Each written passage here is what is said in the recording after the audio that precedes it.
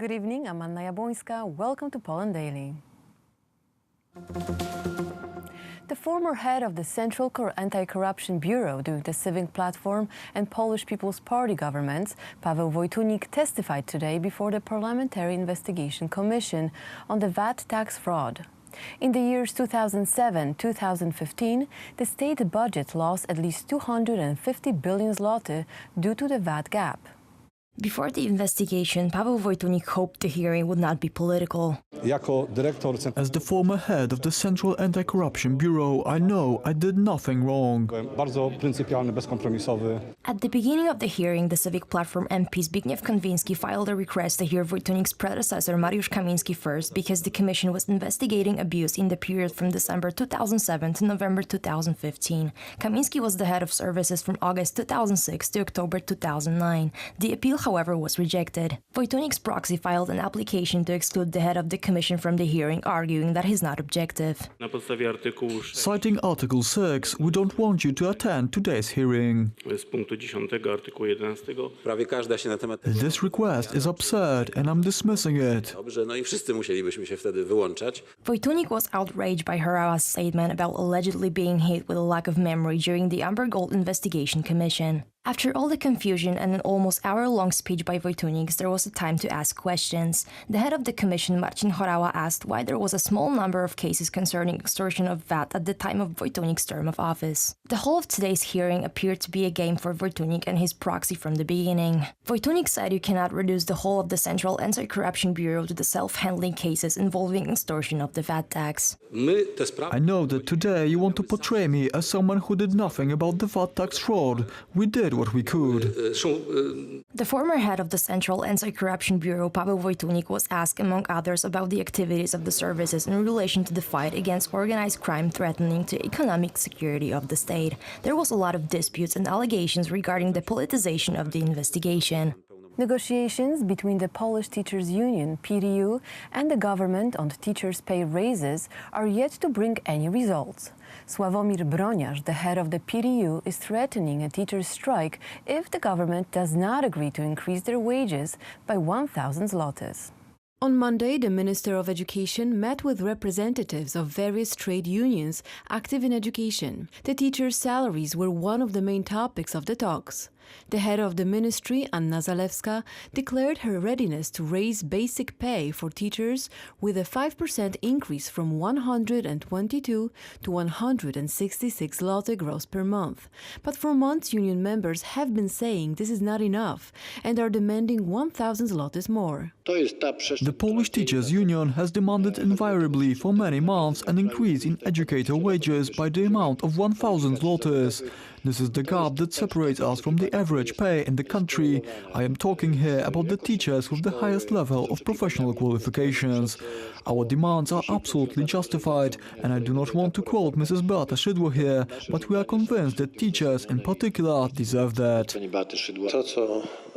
What Minister Zalewska proposed seems like an April Fool's joke. How can one write to teachers on December 14, 2018 that they will finally earn a good income and offer an increase in pay from 122 zloty to 166?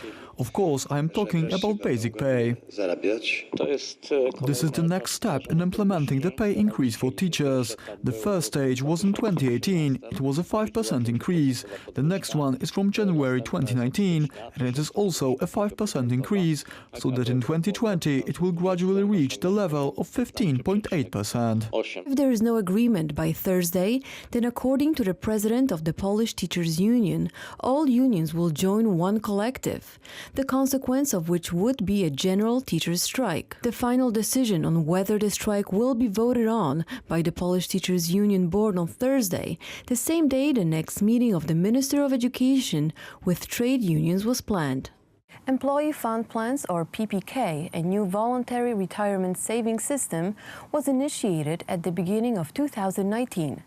It's the first ever complex retirement fund program in Poland, based on a completely private savings system co-created and co-founded by the government, employers and employees. Today, Prime Minister Mateusz Morawiecki made a public statement describing the advantages of the project. The bill concerning the Employee Funds Plans, or PPK, was signed by President Andrzej Duda right here at the Warsaw Stock Exchange in November 2018. Today, Prime Minister Mateusz Morawiecki visited this place to give more details on the project. Szef rządu odpowiadał m.in. na krytykę części ekonomistów. Porównywanie OFE do PPK to trochę tak jakby porównywać. Comparing OFE to PPK is like comparing apples and oranges. They truly are two entirely different programs. What was the slogan you came up with? After all, it pays off. I really want to stress that it will pay off. It will be profitable for employees, for employers and for the state. 1920. Tego typu program, jak This type of program was introduced very well in Great Britain a few years back. We also have statistics showing that over 90% of new employees in Great Britain decided to enter such a program. w Wielkiej Brytanii, to jest znakomity system, bo on jest zasadniczo. It's a great system because it's profoundly different from OFE. In the OFE program, the covered funds weren't private. In PPK, the money saved mainly by the employer and also by the employee and aided by the state budget will go to regular households. Over the course of, let's say, 20 years, these funds would amount to around 100,000 zloty. Let me stress this again. Upon retirement, it would only be the people receiving that money. I to są środki. Pracownicze plany kapitałowe dotyczą The Employee Funds plans now concern around 11 million Poles in full-time employment. Even though the bill came into force at the beginning of 2019, the new regulations won't be implemented until July 1st. That's when the biggest companies, which have more than 250 employees, will start using the PPK system. zatrudniające ponad 250 pracowników. Polish President Andrzej Duda signed the project of a presidential bill concerning the national oncology strategy. Around 160,000 Poles are diagnosed with cancer every year. It's the second biggest cause of deaths in Poland after the circulatory system illness.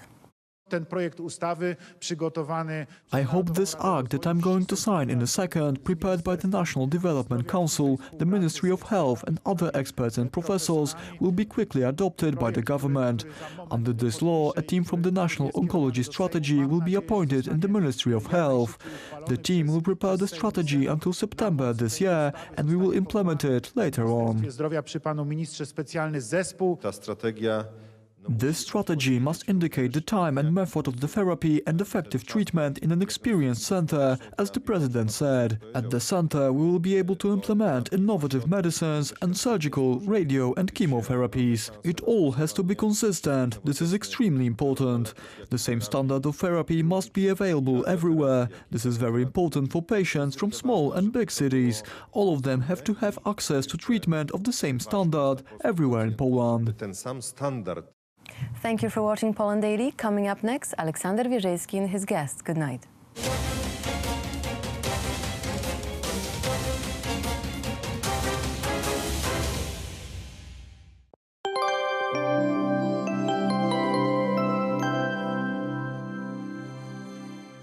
Welcome to Poland Daily Weather. Tonight the temperatures will vary from 1 degree Celsius in the area of Koszalin and Szczecin and down to minus 10 degrees in Kraków and Białystok. Some snow will appear in bigger amounts in Wrocław, Koszalin and Gdańsk. Tomorrow during the day we are expecting cooler temperatures in the eastern parts of Poland. The warmest though will be in the southwest as well as in Poznań, Zielona Góra, Szczecin and Koszalin. If we look at the upcoming days, we will see that all 3 days will bring us a lot of snow with quite a bit of clouds. Friday will be the coolest day with minus 5 degrees Celsius in the northeast. Thank you.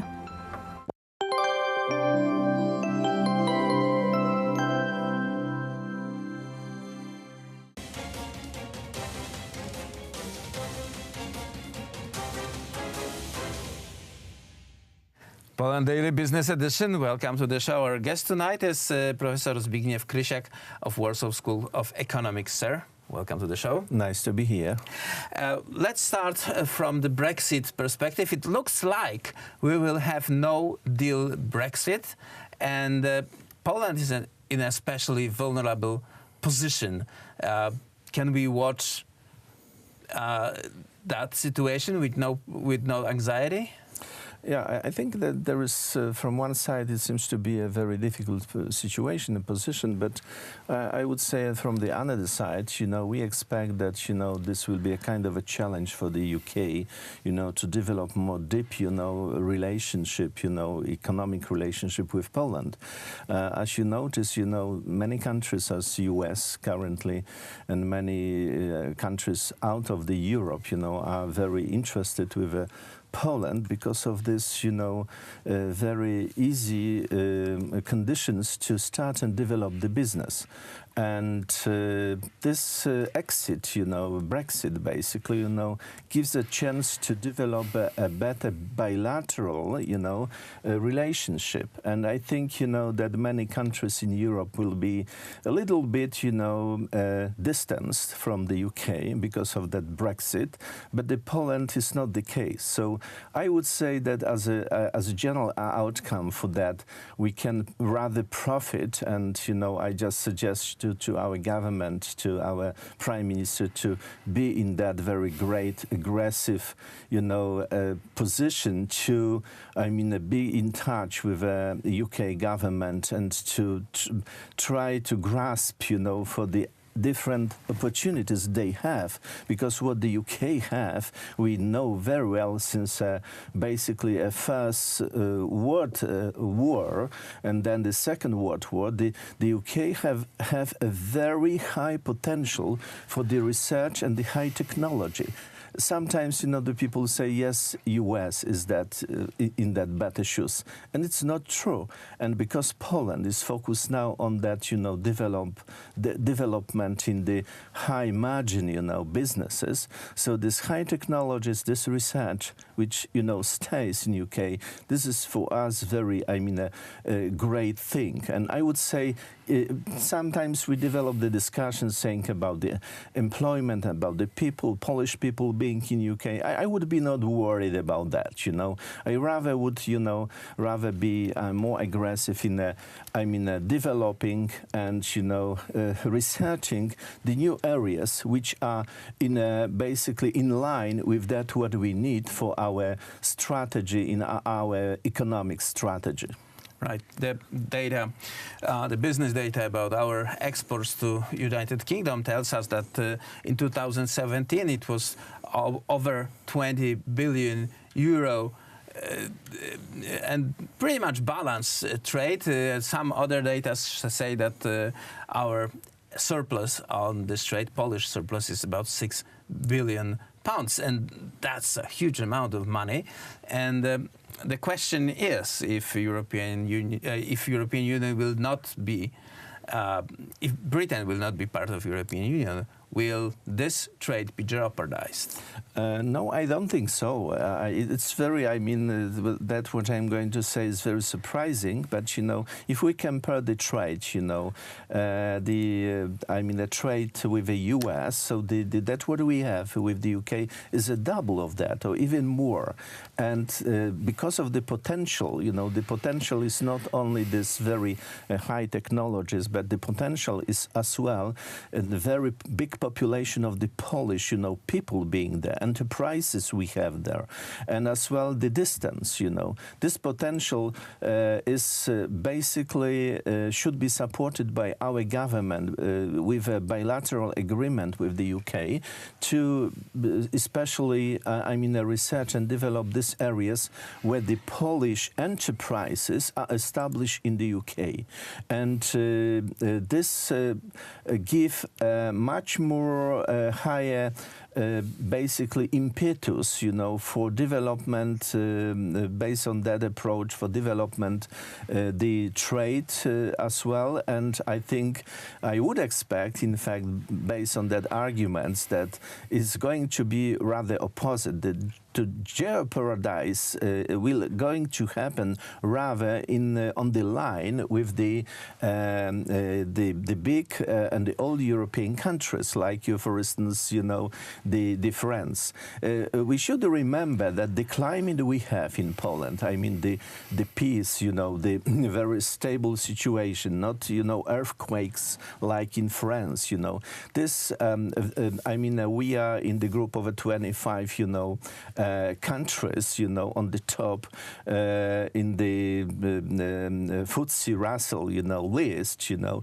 This all things, you know, rather are most important for implementing a stable businesses and as well the culture, as we, you know, are thinking about the certain climate which is appropriate for the Poland, for Polish people and the enterprises. We see that we are better accommodated to the climate of the English-speaking countries like the US, like the UK, and of course, the France and Germany have big businesses. We have a big trade, but you know the development of the enterprises and the new areas of the businesses, which not all of them are existing.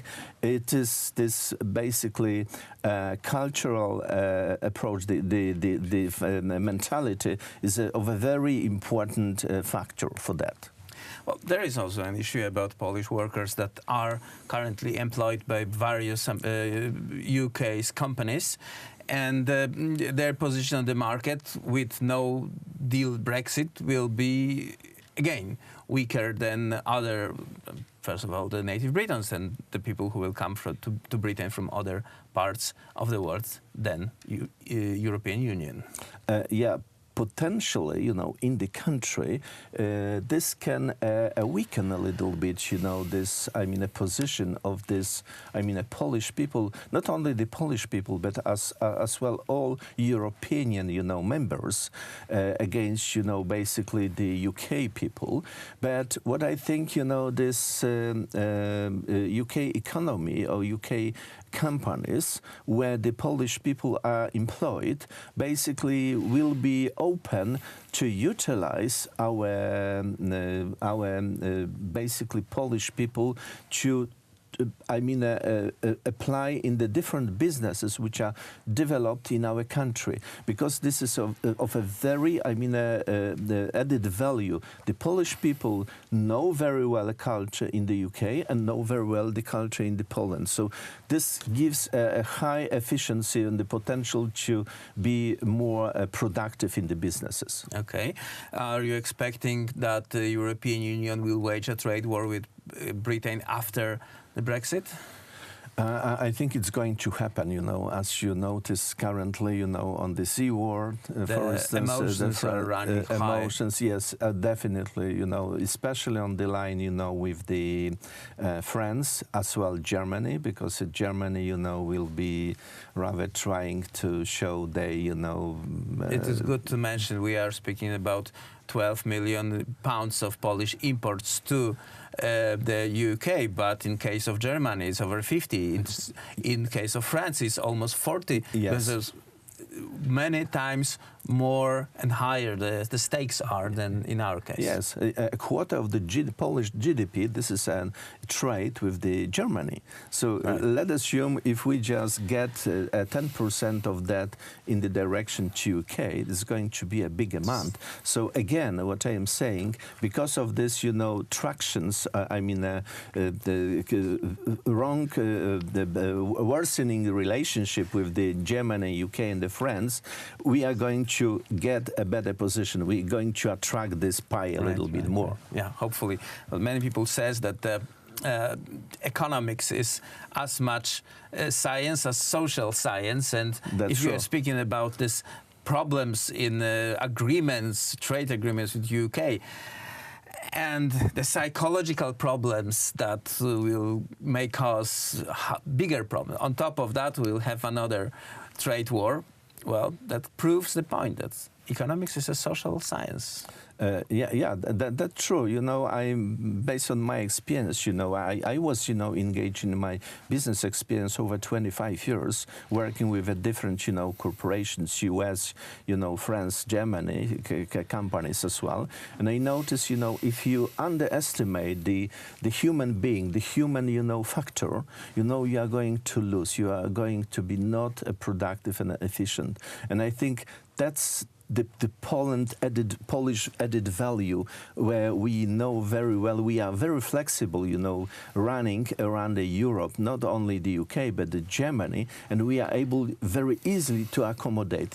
It's more difficult to accommodate for Germans, French people, and the UK in any other countries than for the Polish people, and this is, as you mentioned, the social factor in the micro, area, and the macro area is going to be a main factor to move our economy. Going to look at the Polish ingenuity in order to fighting with this Brexit incurred problems. Sir. That's right. Thank you very much for visiting to the studio. Professor Zbigniew Kosciuszko, Polish School of Economics, Warsaw School of Economics was our guest tonight, and that was it for tonight's Poland Daily Business.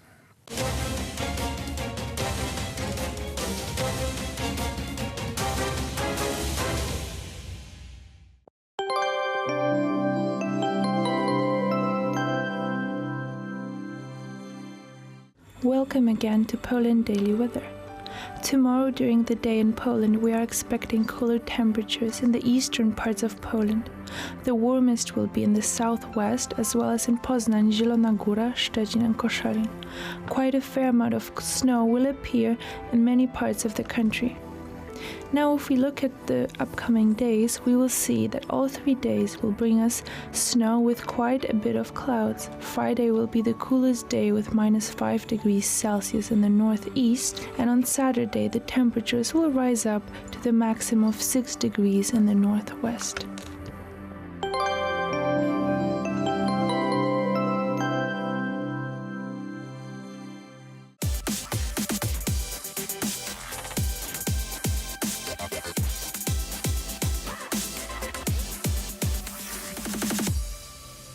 An inherent element of the Polish Christmas tradition are carols and pastorals. No other nation can boast such wealth. The oldest Polish carols date back to the beginning of the 15th century. They were created by artists such as Mikołaj Sęp-Szerzyński, Karol Kurpiński, Felix Nowowiejski, or Witold Lutosławski.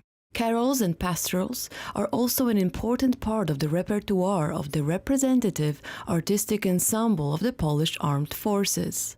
In a concert titled Peace to the World, People Joy, you will hear it in a classical arrangement for soprano, mezzo-soprano, tenor, and bass baritone, choir and orchestra. We will remind you how Polish soldiers, over 100 years since regaining independence, often in wartime conditions, celebrated Christmas and cultivated traditions connected with it.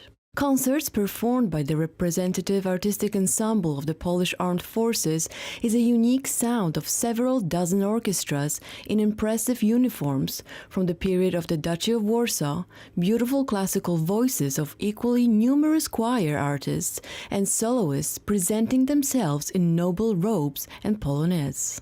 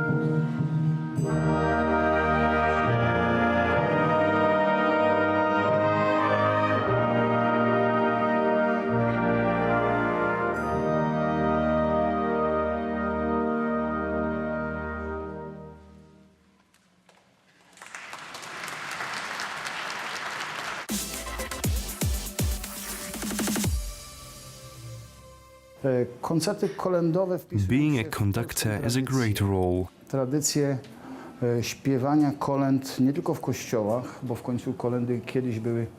It gives you the consciousness of forming the artistic work, the consciousness for the need to take control of a team, also the consciousness of responsibility. Pierwsieśni Believe me, it is something amazing. towarzyszące spędzaniu I am glad that I chose this profession, and every day at work gives me a lot of pieśni satisfaction. bożonarodzeniowe, kolędy to specyficzne. Christmas carol concerts are a part of Polish tradition. Kiedyś były pieśniami kościelnymi, dzisiaj stały się pieśniami użytkowymi. Christmas carols used to be sacred hymns sung only in churches, but now we sing them at home with the whole family during Christmas. I od dłuższego czasu już realizujemy koncerty kolędowe jako tę specyficzną We've been practicing this tradition and organizing these concerts for a long time a now. która nadaje tym świętom bardzo uroczysty. It makes Christmas special. Przyznam się, że u mnie w domu It is a tradition within my family for us to meet during Christmas and sing Christmas songs together. stały element tradycji spędzania świąt Bożego Narodzenia. Pod względem tekstowym na pewno nie, natomiast They are not any different when it comes to the lyrics, but every song is adjusted and processed by an arranger in our band. naszego zespołu i jest Every przetwarzana piece, when finds its reproducer, is formed again. te opracowania. Każdy utwór It gives the reproducer a lot of satisfaction. odtwórcę jest na swój sposób kształtowany na nowo i to daje prowadzącemu bardzo wiele satysfakcji. To jest dosyć długi proces. Najpierw This is a long process. pomysłu programu. First, we have to come up with an idea as to how the program will look. After that, we complete smaller parts. Then we speak with the arrangers. Another step is choosing songs for performers. In the end, the best part is forming the artistic work. Today's concert is an example of the effect of this long process. Jak na dzisiejszym koncercie.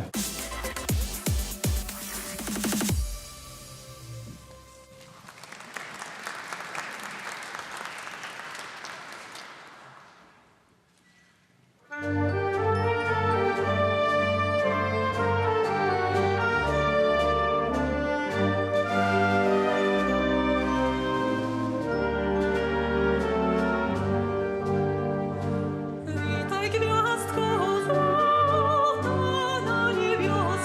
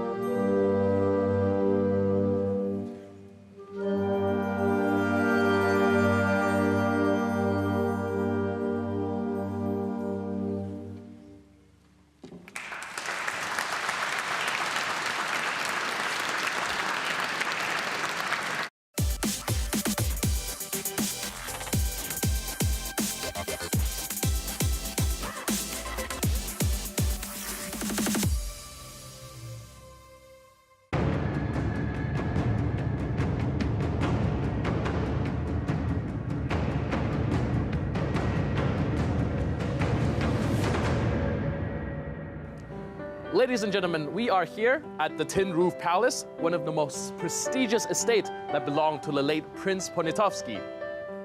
The courage, the bravery, and the strategic genius of Prince Poniatowski can be well demonstrated during his time serving under General Napoleon.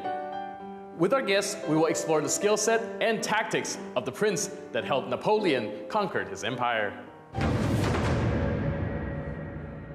So we also know that Prince Poniatowski is very active during Napoleon times. And I was wondering if you could tell me what are their relations and, did they fight side by side? How did he perform during the time when Napoleon is in power?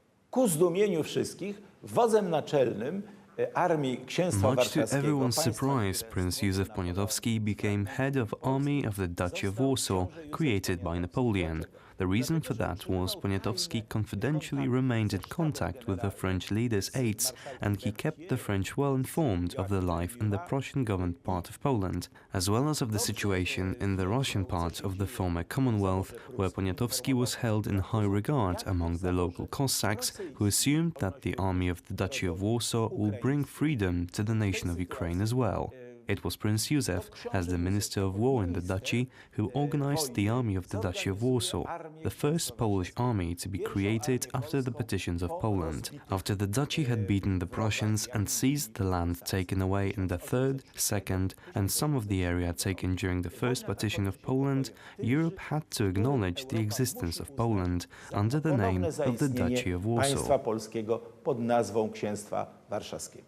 All right, so maybe let's break it down by era. For example, we know that the Prussians are the first that he encountered, and how did he perform on the battlefield? How did he rally his army during the time of the occupation? Musimy nadmienić, że klęska Prus w 1806 It has to be said that the Prussian defeat was so severe that it essentially destroyed their whole country. A new army of the newly created Duchy of Warsaw is created out of three sources. Firstly, there were the Polish legions, led from Italy by Jan Henryk Dąbrowski. Although Dąbrowski was the leader of the army, it was actually organized by Józef Wybicki, the author of the lyrics to the Polish national anthem. The second source were the prisoners of war, imprisoned by the Prussian army. Poles made up half of the Prussian army, so they immediately changed their uniforms as soon as that became possible and took action on the side of their fellow countrymen. And finally, the third stream of recruits came from the National Uprising, which broke out in 1806 in the Wielkopolska region of Poland. This is the second Wielkopolska Uprising, first one being the Kosciuszko Uprising of 1794. People started to mobilize en masse in something that we in Polish call pospolite ruszenie. Everyone who feels on duty gets involved in the army. The noblemen would organize their subordinate peasants into militarized units ready to fight the Germans. This movement was so strong that once the Peace of Tilsit established the Duchy of Warsaw as a legitimate state, the army was 60,000 strong. It was a significant number, big enough to threaten Napoleon's enemies, and soon it was going to be needed again to battle against Austria. Liczba tej armii sięgnęła 60 000.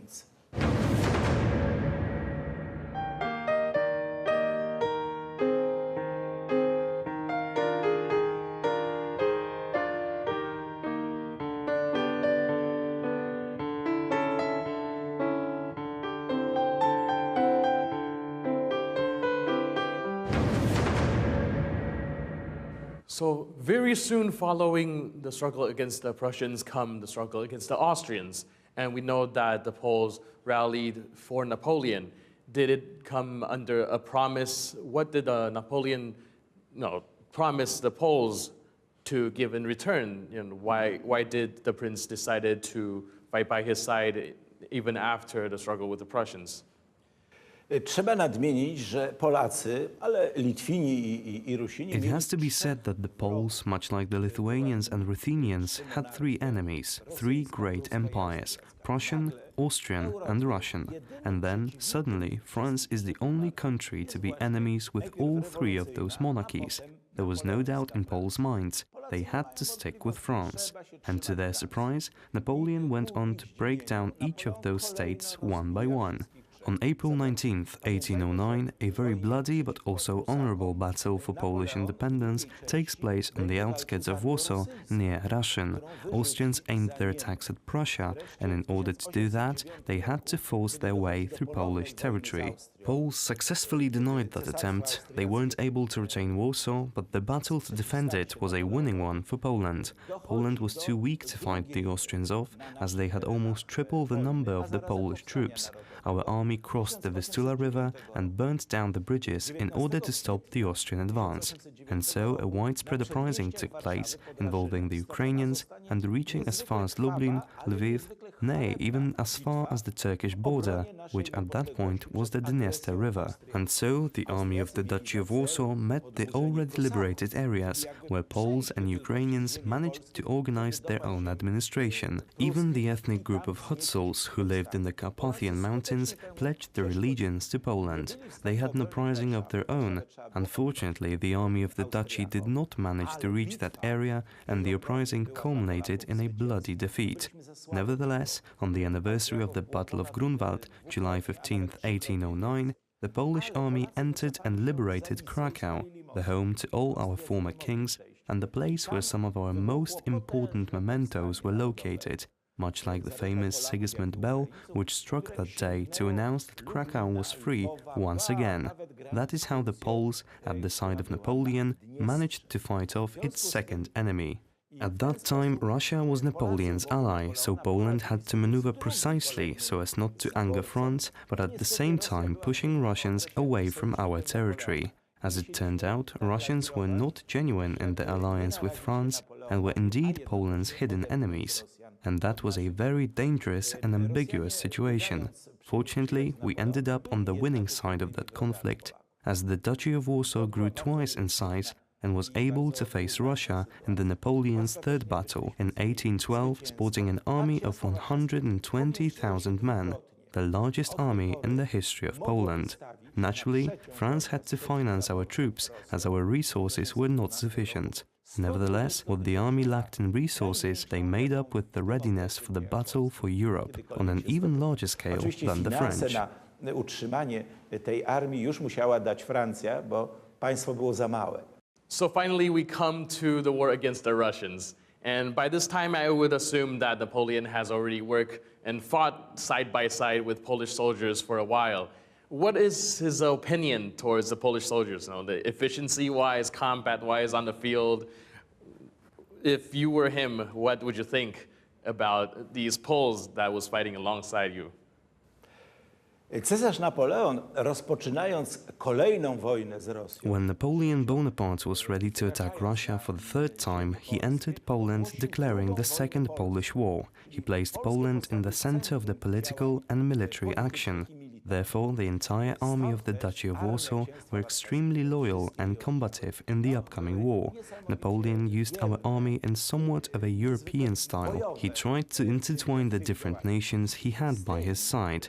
The 5th Polish Corps, led by Prince Józef Poniatowski, counted 60,000 soldiers. The remaining half of the Polish soldiers were dispersed among all the other corps: German, French, Italian, even Portuguese. That was possible because Poles knew the local language. They could even get along with the Russians. On the other hand, Russian was absolutely unfamiliar to the citizens of France or Italy. To them, it was the border of Europe, and you could say that Napoleon's army pushed the border of Europe eastwards. You can see that Poles sacrificed themselves in the battle against not just Russia, but also the weather. Terrible hail would injure and even kill the horses. The weather would change abruptly due to the eruption of Mount Tambora, which became the silent enemy of the Napoleon. The Polish army made their name in the enormous Battle of Borodino, which began on September 5, 1812. Poles were part of a deep maneuver in which they flanked the Russian units. As they emerged at the back of the Russian army, they saw thousands of carriages transporting injured soldiers back home. Instead of attacking, the Poles paid tribute to the injured and to their suffering by saluting them. The Russians were floored because they saw Poles sympathizing with their suffering.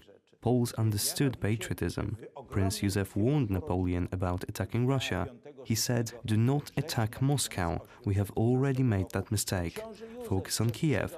let's regain the Black Sea. Maybe if the Napoleon listened, he would not have lost. But that is all history, in which we shared this defeat with France. Nie przegrałby. No niestety stało się inaczej. Katastrofa była wspólna. There is little saying of how much Napoleon could have achieved without the help of the prince. He demonstrated to the world the bravery, the courage, the resilience of the Polish army and what it can achieve under great leadership. That's it for today. I'm your host, Benjamin Lee. I'll see you next time on Poland Daily History.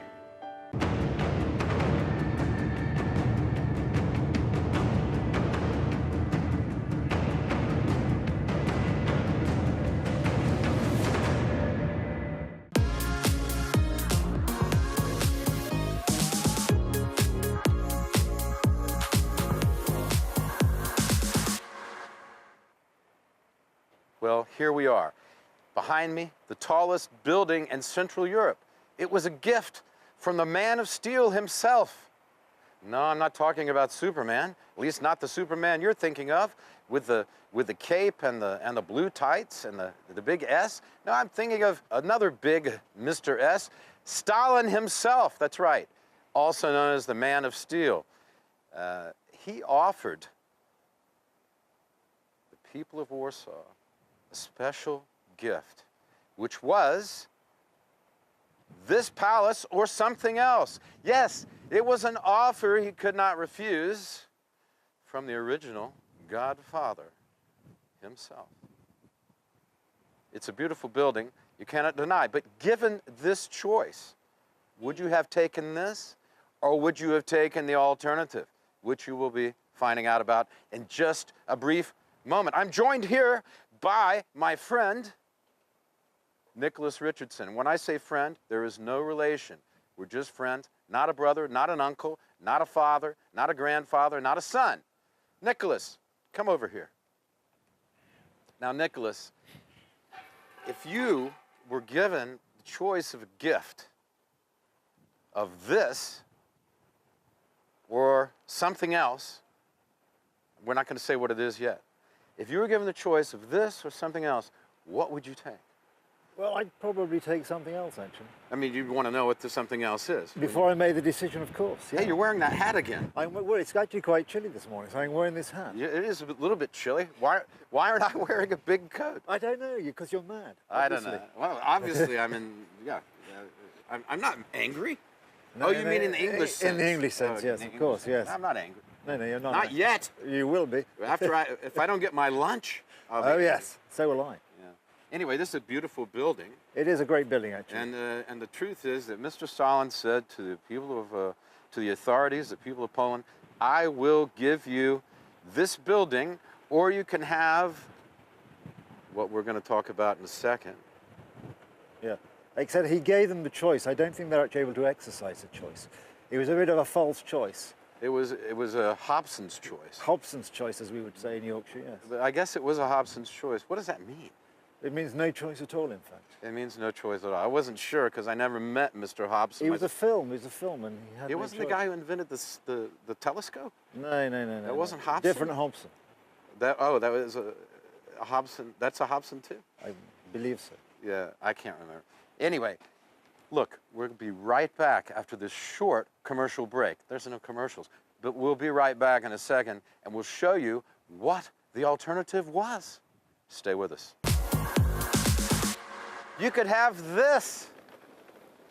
Not the building, but this beautiful metro behind me. See all the people coming and going? Well, this was a new thing, started in the early 90s. The metro system of Warsaw.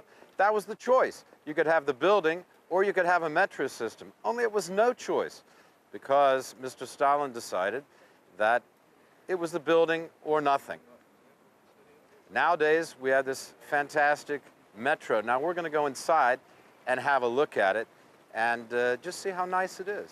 I reckon it's not bad, and I think you'll agree. It's time to wander, and there's no better way to wander than with a transportation ticket in your pocket. The city is your oyster any time of day. any season of the year. For there is one inescapable fact about living in a large city. And Warsaw is a large city, with a metro population approaching 3 million inhabitants. The inescapable fact is that you have to get around. I get around, to coin a phrase, by using the mostly rapid transportation system. I favor trams and metro. I'm just that kind of guy. Hating red lights as I do, the spruce and modern Warsaw Metro is a happy alternative. Cruising in tunnels beneath the overflowing city streets is quite a pleasant experience, popping up from one station to another like a gopher coming out of his hole. Rub your eyes, adjust to the light. Trams are also just dandy. Streetcars fill me with desire. When it comes to travel romance in the city, you might say I have a one-track mind. The trams and metro have it. A streetcar named Desire, the last metro. These are names to conjure with, full of mystery and excitement. When you think about it, travel is something we're doing all the time, whether we're alone or with a friend, whether we're traveling to work or to have a night out, whether it's night or day. We're always traveling, in our heads, in our neighborhoods, in our hometowns, from country to country. But you don't have to travel to the far corners of the earth to find adventure. Sometimes it's just right around the corner. So we wander, like Nicholas and I. We wander across the length and breadth of the great capital. The people of the city must move, and move they do. I have here a list, a very important list, of everything you ever wanted to know about trams, but were afraid to ask. I mean, it must be true because it's from Wikipedia. Yes, I do my thorough research, folks. Thorough research. Anyway, the trams in Warsaw, according to this paragraph, opening paragraph, are a 138-kilometer tram system serving a third of Warsaw, Poland, where we are right now. Beautiful downtown Warsaw. That's where we are right now, folks. And it operates over 750 cars. I would call those rolling stock, would you? Well, they are all rolling stock, yes. This is Phil. Hello. Phil Goss, estimable tram expert, tram spotter, in fact. He has been known to spot a tram and talk about it for absolute hours. That's why he's here. And the esteemed Nicholas Richardson, of course, as always, no relation to me. Anyway, this says that it is one of the biggest tram systems in the whole of Europe. Now, how do you feel about that, Phil, as a tram spotter? Well, we need to understand that trams have been most popular in Germany, Austria, and Poland as partly inheriting some of those systems, given that some of the cities in Poland today were before the war originally in Germany or under the control of Austria. But in any case... Are you saying that Polish trams were under the control of Austrians? Well, some of them before the war, yes. Which war? That would be World War II. Oh, I thought you meant the Gulf War. That's as far as I go back. Well... I'm a young guy. Are you now? Yeah, I didn't know about that. So the trams have an ancient history. Please continue. Well, of course, the first trams were horse-drawn. Mm-hmm. And in Warsaw, Warsaw was laid out on a number of axes. Now, these axes, these osie, as they're called in Polish, were laid out by surveyors upon a time, years and years ago, sometimes a couple of hundred years ago, because, for example, the palace, which was originally at what is now Platz, is that... Which palace are we talking about? The palace which no longer exists, which is at the Tomb of the Unknown Soldier. Oh, you mean the one in Pilsudski Square? Yes, Pilsudski Square. That was laid out, that entire property was laid out on one axis. The back end of that axis had 6 stables, 2 of which are still standing, and they serve, I think one is a restaurant and the other is part of a fire department. Mm-hmm. In any case, they were originally stables for the palace, and they were then converted into stables for the horse-drawn trams. When Warsaw first added tram service back in Nicholas, you know. No idea. Make up a number. That's what I would suggest. Well, I remember it was back in 1829. Well, it was 39, clearly before mechanized transport, so before electricity and before engines, and I don't think there were ever steam-powered trams, so I'm guessing 1870s. Wait a second. Your guess is close, but wrong again, old mushmouth. Because I have right here in front of me, according to Wikipedia, 1866 was the horse. Don't defend him. Why? Don't gang up on me. We just got started. No, 1866, 6-kilometer horse car. So you are very close. You're right. You're very close. Passengers between the Vienna rail station and the Vilno and Tiraspol stations on the opposite side of the river. Praga. So Wileński station is still there. Right. And of course, if we look at it, it is a bit different from the other rail stations in that it deals solely with regional rail, whereas the East station deals with more long-distance trains. And we're talking about trams, though. I don't know where the Tiraspol trains station was. Tiraspol, I would reckon, is the old, what became the East station. Right. So if we had 6 kilometers, we'd probably cross the river there at Old Town, and at Wileński, then go through the back streets on Ząbkowska, for example, to the Tiraspol station, or to what is now the East station. But where's it coming from? It's coming from, you said the Vienna station, right? Vienna station, that's what it says right here. Which and I was trust located Wikipedia. across Jerozolimskie, on the north side of Jerozolimskie, from the Sobieski Hotel, which is in the post-war era was known as Warszawa Główna, Warszawa Główna. The last train to leave Warszawa Główna, commercial train, was I believe in 1996. It served as a postal depot for a little bit longer, but of course the postal service has not used rail in this country since also the late 90s.